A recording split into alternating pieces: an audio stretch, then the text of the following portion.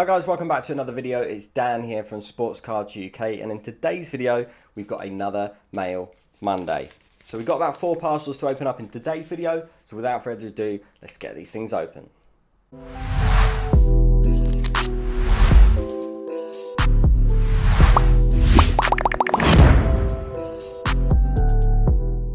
Okay, so let's start off with package number 1.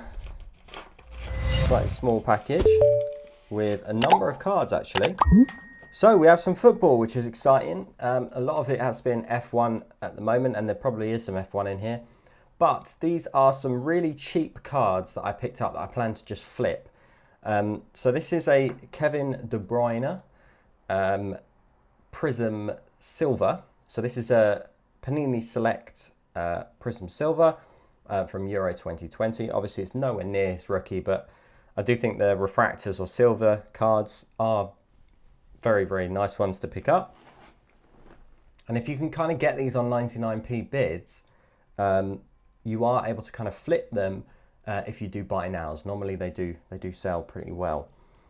So we've got that one. We picked up 3 of these Bruno Fernandes, 2 Optics and 1 Don Russ. Again, really, really cheap. I do plan on flipping these as well on buy nows. Another Kevin De Bruyne. This is just the base version, and you can tell, as I always say, if you're kind of new to the videos, you can tell this has got kind of a multicolored shine to it, almost like a petrol spill on the floor, whereas this hasn't. And another way that you can tell is you can see this one has prism. You can see where it's a silver, and then this one won't do. So this is the base, and then this is a slightly rarer version, the silver.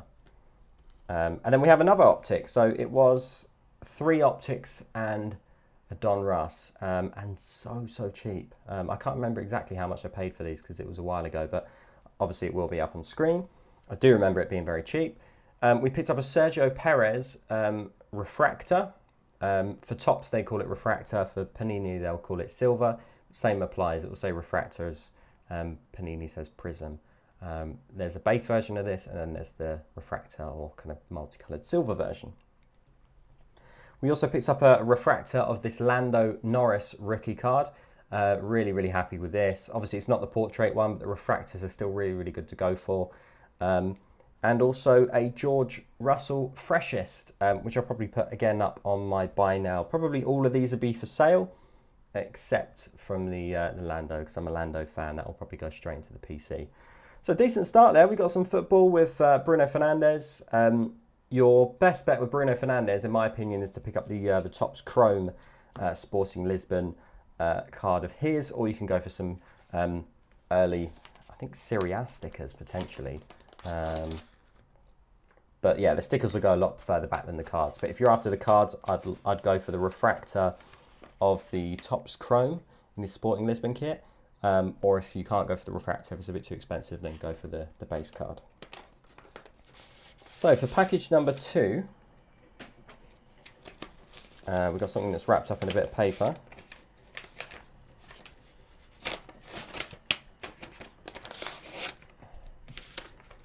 So we can check that. Oh, okay, so we have a latest card for my Lost Rookies collection. This is the Didier Drogba, who I think is this second latest. I can't remember where we are with the Lost Rookies at the moment. I might not even have the latest one. But this is the Didier Drogba rookie card. Obviously, yes, he did play for Chelsea. I'm a Fulham fan. He didn't play for my favourite team, but you can't deny he was arguably one of the best strikers in the Premier League, but I also think one of the best big game strikers of all time. I mean, he always turned up in important games. And I think that says a lot. There's lots of strikers that are out-and-out brilliant strikers, score lots of goals. But the strikers that can do it in the biggest games, the biggest moments, under all the pressure, I think Didier Drogba was one of the best strikers in pressure game, big game scenarios. So you have to respect him. I did really enjoy watching him when he was at Chelsea. He is kind of part of my era in terms of me growing up and watching a lot of football. So, I mean, I don't mind picking this up at all. I was slightly less happy picking up the John Terry, but with Didier Drogba, yeah, there we go. And this is him for playing for Marseille. If you don't know how the Lost Rookies works, it isn't a rookie card. It's essentially what Topps are doing is they're taking a photo from their first Champions League appearance and then using that for the front of the card. And the set is called Lost Rookies. Don't get fooled by the rookie card logo. It's obviously not a rookie. It will say it's printed in 2021 on the back. But if you haven't seen my videos before, why I'm picking up the Lost Rookie set, it is just me picking up a set of the greatest of all time football players, or some of the best football players to ever play the game. The fact I can collect a set that has all of them in it is kind of rare. If you think about it, you've got Euros sticker books, you've got World Cup sticker books, but they're not going to have everyone in it because there's going to be different people that kind of overlap playing time. So there's Eric Cantona in one, and then there's Didier Drogba in the other. So there will be players that maybe slightly overlapped, but there'll be newer players within the Lost Rookie set, maybe like Virgil van Dijk, for example, who might not have played with some of the legends like Roberto Carlos or Del Piero or some of the others that have been featured in this particular set. Bit of fluff there on the microphone. So there we go. So there's a bit of Lost Rookies for the personal collection. Package number 3. We've got one more after this. We're flying through this. We have got a... Right, I'm going to have to pretend I know how to pronounce this guy's name. Baron Exia. I'm going to go with Baron Exia. This is a player that I've been doing a lot more reading about than I have listening to how to pronounce his name. Apologies for that. So this is a young striker playing in playing in La Liga right now, playing for Real Sociedad. Oyarzabal was out injured, I believe, for some of last season, and Baron Exia played a few games. He got a couple of assists, I think 1 or 2 goals. Yeah, so it says it on the back. He's featured for Real Sociedad for 3 seasons, but was still the youngest player on the pitch when he made his continental debut in the 2020-21 Champions League group stage. 18-year-old subbed on the final 12 minutes against Napoli on October 29th. So very, very young player, but he's the sort of player I think personally that you want to be going for. Sociedad are obviously actually a great team, a kind of a top of the table team that will get Champions League, will get kind of Europa League in the future. So he's already playing for a decent team, in my opinion.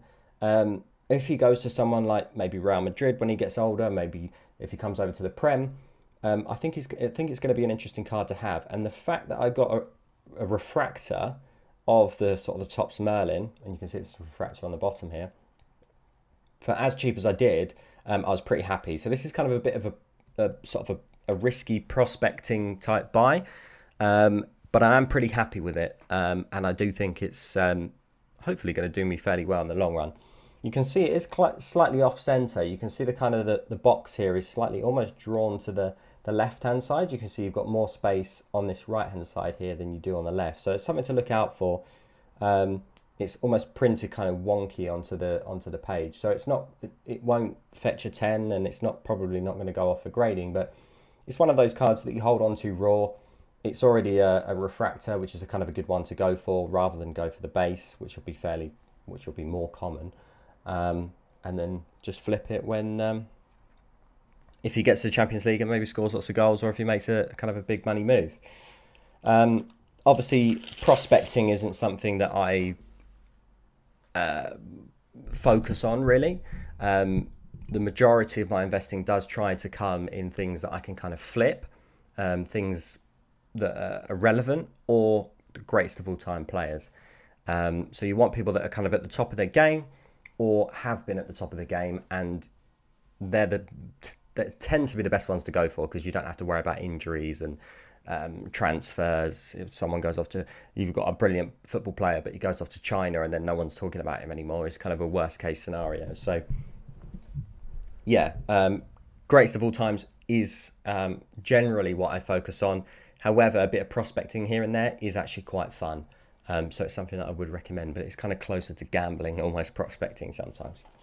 Not everyone is going to be an Mbappe, and not everyone is going to be a Haaland. So you have to kind of be a little bit careful, and you have to really bear that in mind.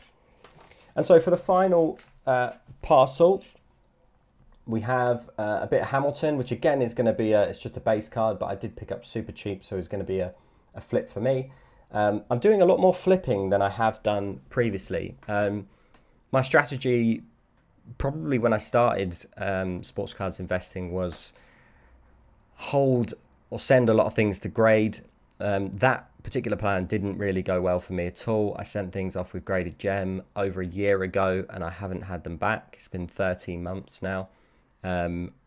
Apparently they're still in research and ID, so they haven't yet even been graded, which is shocking and it's poor. And I don't know if it's the fact graded gem have kind of closed their relationship with PSA, but it would already been sort of 10, 11 months since we found out the information that graded gem are separating from PSA and doing their own grading service now, but which won't include sports cards, funnily enough, which is a bit of a shame. But yeah, I don't know if the cards are now being kind of put to the bottom of the pile because of that, or I just don't know if they're not being graded.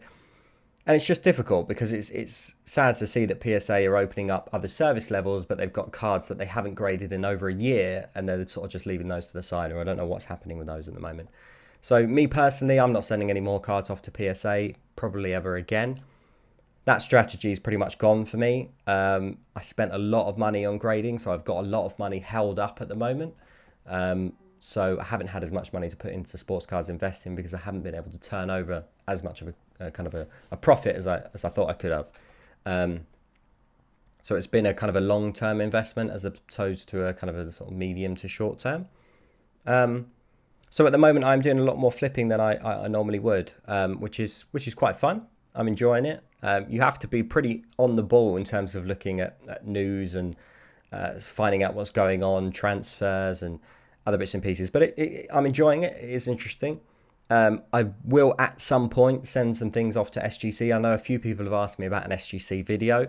I will do one, but I haven't yet done anything in terms of sending anything off. So when I do my first submission, a bit like I did with Graded Gem, I will document all of it and I'll explain how to do everything. But because I haven't totally looked into it, I don't yet know how I'm going to send cards off to SGC. I do want to do it in the most kind of financial or the most affordable way I possibly can without getting hit with a kind of a tax bill. I don't really want to get hit with a kind of a big tax bill like I have seen some people kind of have back from Royal Mail in terms of SGC have said they're sending over a £300 shipment. You obviously get sent 20% tax on whatever happens there. So I don't know the best way to get over that, whether that's do it through a company like Graded Gem that submit bulk returns or who knows. But there we go. I hope you did. I'm rambling now. I hope you did enjoy this particular Mail Monday. Obviously, if you did, please do drop a big like on the video. Make sure you subscribed if you're not already. And I'll see you on the next Mail Monday. Thanks very much.